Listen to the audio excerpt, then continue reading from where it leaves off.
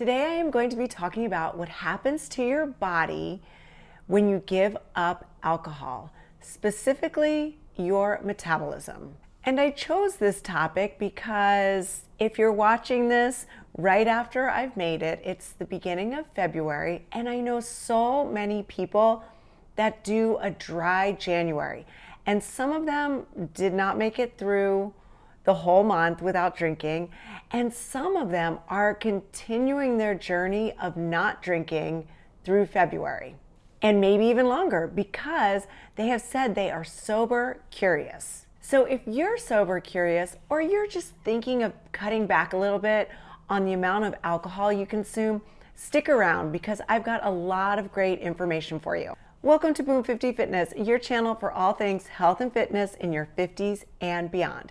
My name's Regan, and today we are talking about alcohol.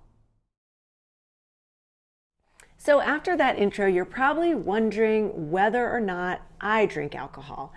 And yes, I do, but I've never been a big drinker, and I would say I probably average maybe 2 drinks a month. But no, I haven't always been such a light drinker. In fact, in my 20s and in college, and I hate to admit it, but even in high school, I was drinking and consuming way more alcohol than I should have been. As I've gotten older and I've gotten into some great morning routines and evening routines, alcohol just stopped serving me. No pun intended. And what's my drink of choice? Well, my drink of choice is usually tequila on the rocks or a vodka soda. I keep it pretty much as healthy as can be with the alcohol, but I love a good margarita too. But the one thing I've never loved is wine, and it's actually the first thing that I got sick from when I drank too much. So there are a couple reasons why I think so many people are sober curious these days. One is because we hear so much now about the negative effects of alcohol, especially as we get older. And number two, I think a lot of people are realizing, like I did, that alcohol just was not serving them in a positive way anymore. So let's start by talking about exactly what happens to your body when you stop drinking.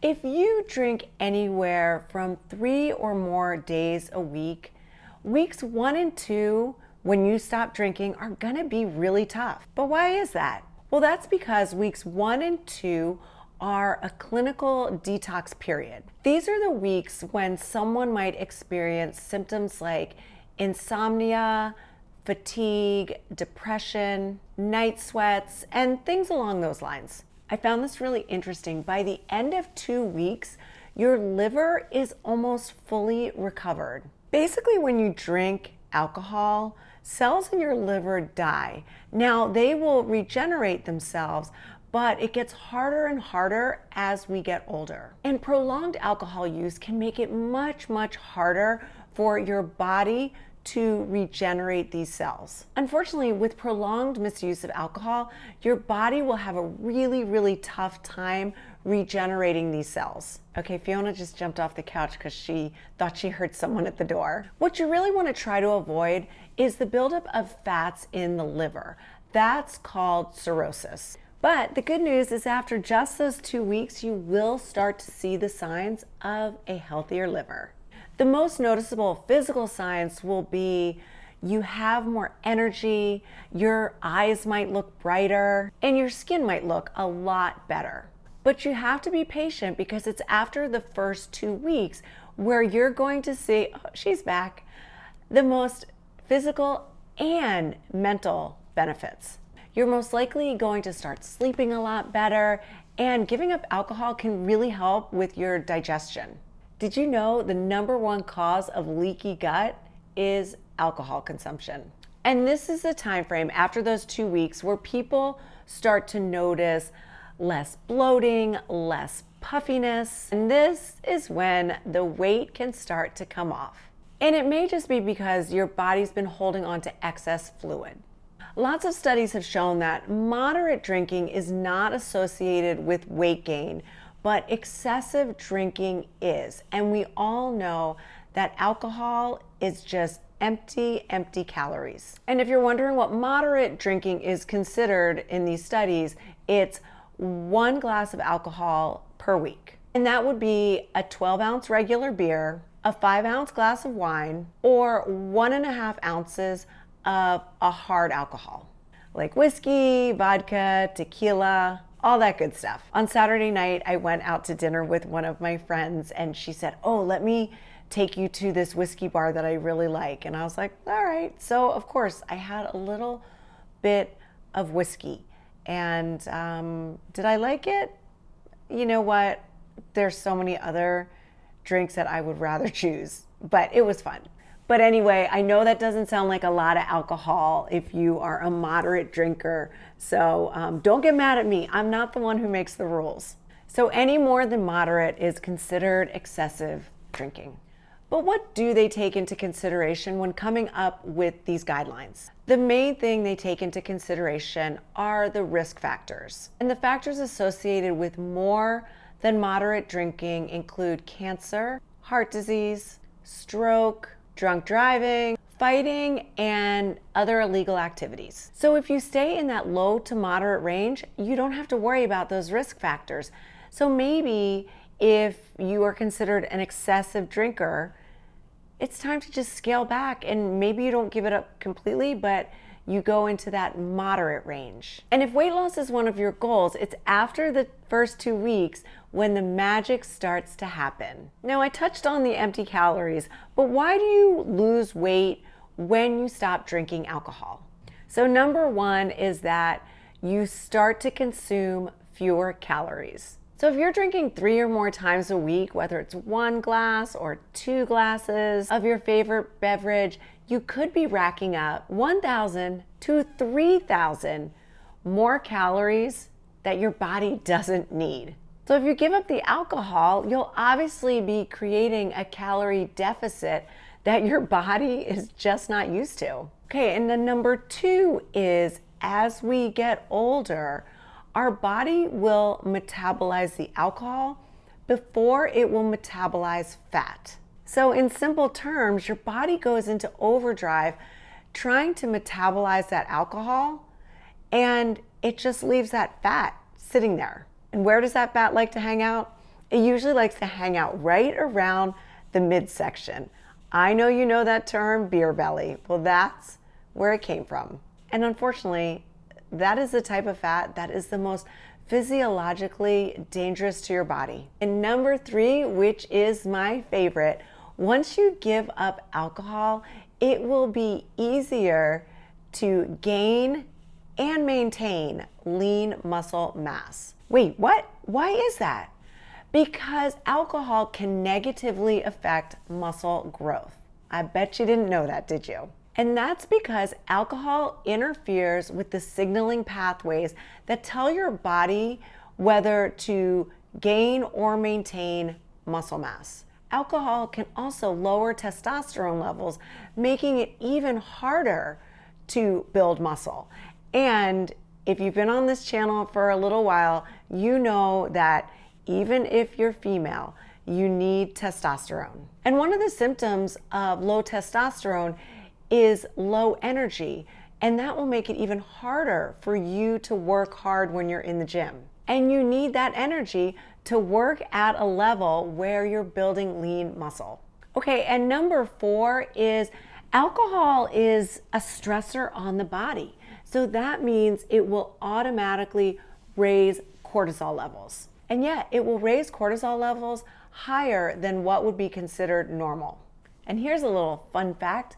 High cortisol can increase our food cravings, especially for high fat foods. Okay, moving on to number 5. This is another one of my favorites. If you stop drinking alcohol, your sleep quality will be improved. Period. Full stop. I know a lot of you out there are thinking, well, I drink a glass of wine every night and it helps me fall asleep. And yes, maybe it does help you fall asleep, but enough research has been done and it has been debunked that you're getting a good night's sleep from after you consume alcohol. In fact, it will make your sleep much, much worse. What we want is good quality sleep, and drinking that glass of wine before going to bed is not going to give it to you, or beer, or whiskey, or whatever. The trick is to give yourself at least 2 to 3 hours after finishing that last drink before going to bed. I know that's hard because if you're out at a party and you stay late, but make note of what time it is. And if you stop drinking 3 hours before you go to bed, then the chances of you getting good quality sleep are much higher, much, much higher than if you drink until you go to sleep. I'm not saying it won't be affected at all if you stop drinking 3 hours before bed, but it will definitely lessen the effects. It's true that alcohol consumption is associated with sleep disturbance. And going back to the cortisol, when you get a poor night's sleep, you will have higher cortisol levels. And this is just another risk leading to weight gain. So maybe you're wondering, do I need to quit cold turkey to lose weight? If you're going through the first couple weeks without alcohol and you notice some of the signs I mentioned, like depression, anxiety, sleeplessness, night sweats, and you're going through a full detox, yeah, then it's probably a good idea to abstain completely from alcohol. And this is because if you're going through all these physical changes trying to give up alcohol, there is a very high likelihood that you are addicted to alcohol. I am not a doctor, but obviously you would want to consult with your doctor or a therapist or someone a professional that specializes in the treatment of overuse of alcohol. So there are specialists out there, and I really encourage you to seek that professional attention if you even think you have the slightest addiction to alcohol. So if you're not having those symptoms or side effects after the first 2 weeks, then you're probably not addicted to alcohol, and it will be easier to either quit altogether or scale back. And if weight loss is one of your goals, why not just give it up completely? At least for a period of time. I'm not the biggest fan of dry January because a lot of times when people know they're gonna do dry January, they drink in excess over the holidays. But if you think you might be addicted or you do wanna scale back, going with abstaining for 30 days is a good place to start. For some of you, giving up alcohol completely might be the only thing that works. And for others, maybe scaling back to just 1 or 2 drinks a week will work for you. But wherever you are, I am here and along for the ride with you. The fact of the matter is you have to know you. If one drink is going to trigger that cascade effect of more and more and more, then give it up completely for 30 days and see how you do. But it is good to know that low to moderate drinking is not associated with weight gain. And that means you also don't have to worry about negative health concerns or negative mental health concerns. I'm definitely not saying that giving up alcohol can change everything when it comes to your physical and mental health, but it sure can help give you a boost. I hope you found this video helpful. If you did, please do all the things. Give it a thumbs up, smash that subscribe button, ring that notification bell, and that way you'll be the first to know when my next video drops. My name's Regan. This is Boom 50 Fitness, your new BFF. We have some good videos coming up per your request, so stay tuned and leave me comments down there what you want to hear about next. I love this community that we're building, and I want to hear from you guys. Until next time, be healthy, and I will see you next Wednesday.